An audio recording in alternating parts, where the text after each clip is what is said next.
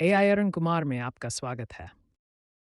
इस वीडियो में हम एंटरप्रेन्योरियल स्किल्स यूनिट पढ़ेंगे, वो भी एनिमेशन के साथ। सीबीएसई की ऑफिशियल बुक के बेसिस पे सारी चीजें पढ़ेंगे और पूरा चैप्टर एक ही वीडियो में कवर करेंगे। स्टार्ट करते हैं चैप्टर के इंट्रोडक्शन पार्ट से। Let's begin. एंटरप्रेन्योरशिप एक टाइप का सेल्फ एम्प्लॉयमेंट है जिसमें एक इंडिविजुअल बिजनेस रन करके लोगों की जरूरतें पूरी करता है और अलग अलग तरीके ढूंढता है जिससे वो अपने बिजनेस को बेहतर बना सके और अपने प्रॉफिट्स भी इंक्रीज कर पाए। सक्सेसफुल एंटरप्रेन्योर्स की ये कुछ क्वालिटीज होती हैं। नंबर 1, वो कॉन्फिडेंट होते हैं, अपने आप पे और अपनी एबिलिटीज पे भरोसा रखते हैं। नंबर 2, सक्सेसफुल एंटरप्रेन्योर्स अपने बिजनेस में नए नए आइडियाज ट्राई आउट करते रहते हैं। वो पेशेंट यानी धैर्यवान होते हैं। सक्सेसफुल एंटरप्रेन्योर्स क्रिएटिव होते हैं और बिजनेस आइडियाज के बारे में थोड़ा अलग तरीके से सोचते हैं। वो जो भी काम करते हैं उसकी जिम्मेदारी लेते हैं और सोच समझकर डिसीजंस लेते हैं। सक्सेसफुल एंटरप्रेन्योर्स हार्ड वर्किंग होते हैं और कोई मुश्किल आने पे इजीली गिव अप नहीं कर देते, बल्कि उन प्रॉब्लम्स को सॉल्व करते हैं और आगे बढ़ते हैं। इन सभी क्वालिटीज में से जो भी इजी लगे तुम्हें वो 3-4 क्वालिटीज याद रख लेना। शॉर्ट आंसर टाइप क्वेश्चन आते हैं इस टॉपिक से बोर्ड एग्जाम में, तो उसमें तुम्हें काम आएगा। Session number 1, entrepreneurship and society.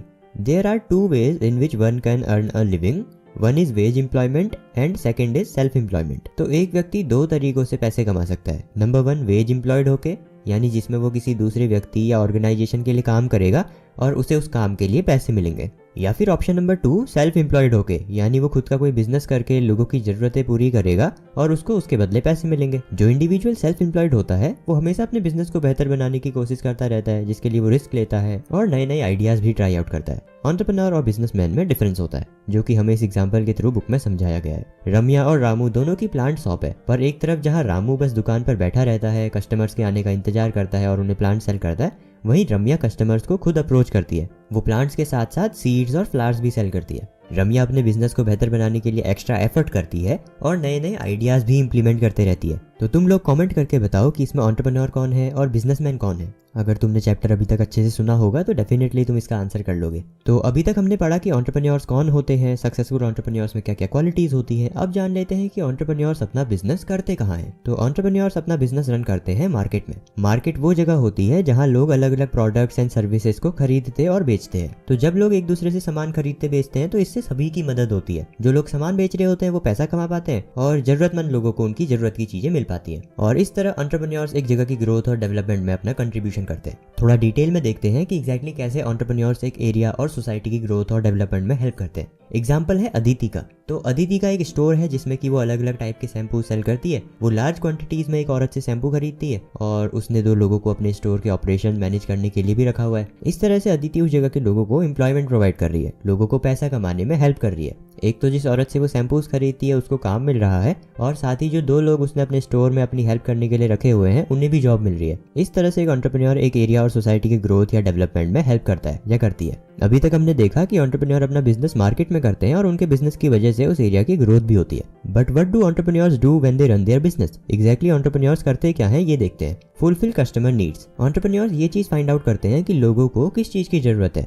और उनकी जरूरतों को देखते हुए वो अपना बिजनेस बिल्ड करते हैं और कस्टमर्स की नीड फुलफिल करते हैं। Use local materials. Entrepreneurs local material use करते हैं। ऐसा करके उनकी प्रोडक्शन कॉस्ट कम हो जाती है, यानी कम दाम में वो अपने प्रोडक्ट मैन्युफैक्चर कर पाते हैं। Third point is help society. Entrepreneur society में रह रहे लोगों की जरूरतें अपने बिजनेस के माध्यम से पूरी करते हैं और प्रॉफिट भी बनाते हैं। काफी सारे एंटरप्रेन्योर्स जो पैसा कमाते हैं उसको सोसाइटी के बेनिफिट के लिए भी डोनेट करते हैं। Fourth point is create jobs. Aditi का जब हम एग्जांपल देख रहे थे तो हमने देखा था कि एंटरप्रेन्योर्स जॉब क्रिएट करते हैं। जैसे जैसे उनका बिजनेस ग्रो करता है उन्हें और लोगों की जरूरत होती है जो कि उनके बिजनेस को मैनेज करे। ज्यादा रॉ मटेरियल उन्हें चाहिए होता है अपनी हाई डिमांड्स को मीट करने के लिए, तो इस तरीके से और एम्प्लॉयमेंट जनरेट होता है। Next is sharing of wealth. जैसे जैसे एंटरप्रेन्योर्स का बिजनेस ग्रो करता है उनके बिजनेस से जुड़े हुए लोगों की भी ग्रोथ होती है और उनके मेन बिजनेस से रिलेटेड जो भी बिजनेसेस होते हैं वो भी ग्रो करते हैं। जैसे अदिति का स्टोर अगर ज्यादा प्रॉफिट अर्न करने लगेगा तो वो उन हेल्पर्स को ज्यादा सैलरी दे पाएगी। जिस औरत से वो शैम्पू खरीदती थी उस औरत को अपनी हेल्प के लिए और लोग चाहिए होंगे ताकि अदिति के ऑर्डर्स को वो टाइम पे डिलीवर कर पाए। Next is lower price of product. अब जैसे जैसे और भी एंटरप्रेन्योर्स एक ही मार्केट में एंटर करके सेम प्रोडक्ट सेल करने लगते हैं तो कंपटीशन बढ़ जाता है। कस्टमर्स को अट्रैक्ट करने के लिए वो डिस्काउंट ऑफर करने लगते हैं और जो सामान वो सेल कर रहे होते हैं उसका भी प्राइस कम हो जाता है। वीडियो अगर तुम्हें अच्छी लग रही है तो प्लीज यार चैनल को सब्सक्राइब कर देना। जल्दी से 100 के सब्स हो जाएंगे तो मैं भी एक सिल्वर प्ले बटन अनबॉक्स कर पाऊंगा please. Session number 2, qualities and functions of entrepreneurs. अभी तक हमने देखा कि एंटरप्रेन्योर्स कौन होते हैं, थोड़ी बहुत उनकी क्वालिटीज भी देखी थी और ये जाना था कि कैसे वो सोसाइटी के ग्रोथ और डेवलपमेंट में कंट्रीब्यूट करते हैं। एंटरप्रेन्योर एंटरप्रेन्योर्स की कुछ और क्वालिटीज देख लेते हैं। सबसे पहले तो एंटरप्रेन्योर्स कॉन्फिडेंट होते हैं, अपने बिजनेस के लिए डिसीजन बनाते हैं, नए नए आइडियाज ट्राई आउट करते रहते हैं, क्रिएटिव होते हैं और प्रॉब्लम्स के क्रिएटिव सॉल्यूशंस फाइंड आउट करते हैं, पेशेंट होते हैं, अपने काम की जिम्मेदारी लेते हैं, कुछ अगर मिस्टेक हो जाए तो उसकी भी रिस्पॉन्सिबिलिटी लेते हैं और उसे सुधारने की कोशिश करते हैं, सोच समझ कर डिसीजंस लेते हैं और खूब मेहनत करते हैं, प्रॉब्लम्स देखते ही क्विट नहीं करते बल्कि उन्हें फेस करते हैं और उन्हें सॉल्व करते हैं और हमेशा पॉजिटिव रहते हैं।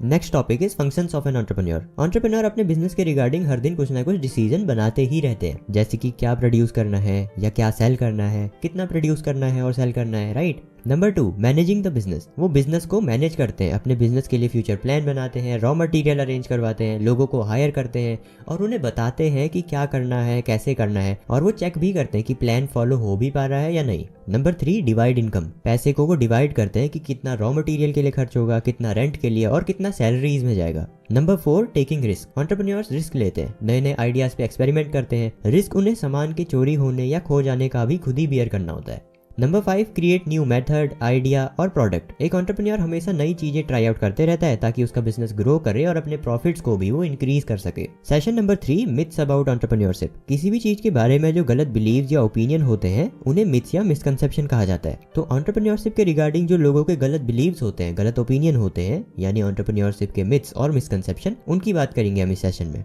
Myth number 1, every business idea needs to be unique और स्पेशल। तो ये एक बहुत जनरल मिसकंसेप्शन रहता है सभी के दिमाग में कि हर एक बिजनेस आइडिया को एकदम यूनिक और स्पेशल होना चाहिए, तभी वो बिजनेस सफल होगा, तभी एक बंदा एंटरप्रेन्योर बनेगा। बट ऐसा नहीं होता है। ऑलरेडी एग्जिस्टिंग बिजनेस आइडियाज पे थोड़े बहुत चेंजेस करके एक नया बिजनेस बिल्ड किया जा सकता है, या 2 टाइप के सर्विसेज कंबाइन करके एक नई सर्विस ऑफर करी जा सकती है। फॉर एग्जाम्पल, गणेश एक एंटरप्रेन्योर है जिसने कार रेंटल का बिजनेस स्टार्ट किया था, बट बाकी कार रेंटल बिजनेसेस से उसे कुछ अलग करना था, तो उसने लग्जरी कार्स को भी रेंट पे देना शुरू किया, जैसे BMW और मर्सिडीज। और अभी 10 साल हो गए हैं गणेश को उसके बिजनेस में, और उसके पास अब 200 कार्स हैं, जिसमें से 75 लग्जरी कार्स हैं। तो गणेश ने एकदम नए बिजनेस आइडिया पे वर्क नहीं किया, बल्कि ऑलरेडी एक्सिस्टिंग जो कार रेंटल का बिजनेस था जो बाकी लोग कर रहे थे उसमें कुछ डिफरेंट किया। Misconception number 2, a person needs a lot of money to start a business. ये एक और सबसे बड़ा मिसकंसेप्शन रहता है लोगों के दिमाग में कि बिजनेस शुरू करने के लिए तो बहुत ज्यादा पैसा लगता है। बिल्कुल नहीं, तुम कम कैपिटल से भी एक बिजनेस बिल्ड कर सकते हो। बिजनेस स्टार्ट करने के लिए जो पैसे लगते हैं उसे हम कैपिटल कहते हैं, और ऐसा जरूरी नहीं है कि जब तुम्हारे पास बहुत सारा कैपिटल कलेक्ट होगा तभी तुम बिजनेस स्टार्ट कर पाओगे।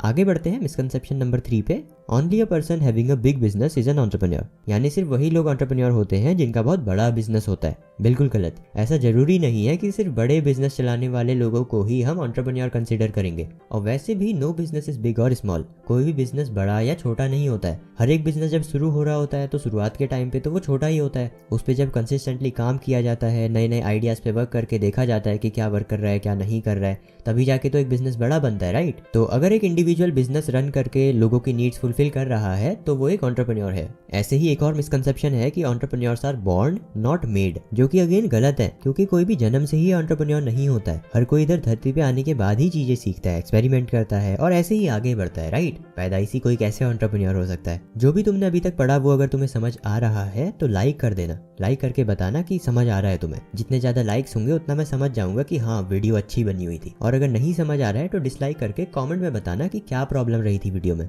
मैं अगली बार से उसे इंप्रूव करके तुम्हें बेहतर वीडियो बना कर दूंगा, ठीक है।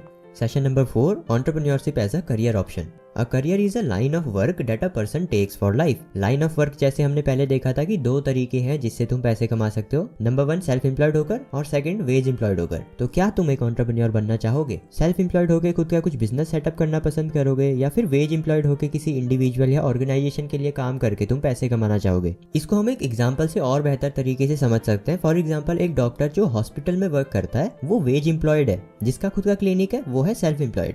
तो एक इंडिविजुअल जो कि सेल्फ एम्प्लॉयड है, बिजनेस रन करके लोगों की नीड्स फुलफिल करता है, उसे हम एक एंटरप्रेन्योर कहते हैं। और एक एंटरप्रेन्योर इस प्रोसेस से होकर गुजरता है। फर्स्ट एंटर, पहले वो मार्केट में एंटर करता है। देन सर्वाइव, उसे उस मार्केट में compete करके खुद को एस्टेब्लिश करना होता है। देन थर्ड इज ग्रो, जब उसका बिजनेस एस्टेब्लिश हो जाता है उसके बाद वो उसे एक्सपेंड करता है। लेफ्ट वाली वीडियो पे क्लिक करके तुम इससे पहले वाली यूनिट पढ़ सकते हो, और राइट वाली वीडियो पे क्लिक करके इसकी अगली वाली यूनिट तुम पढ़ सकते हो। वीडियो को लाइक कर देना, सब्सक्राइब कर देना चैनल को। मैं मिलता हूँ तुम्हें नेक्स्ट वाली वीडियो में। Thanks for watching.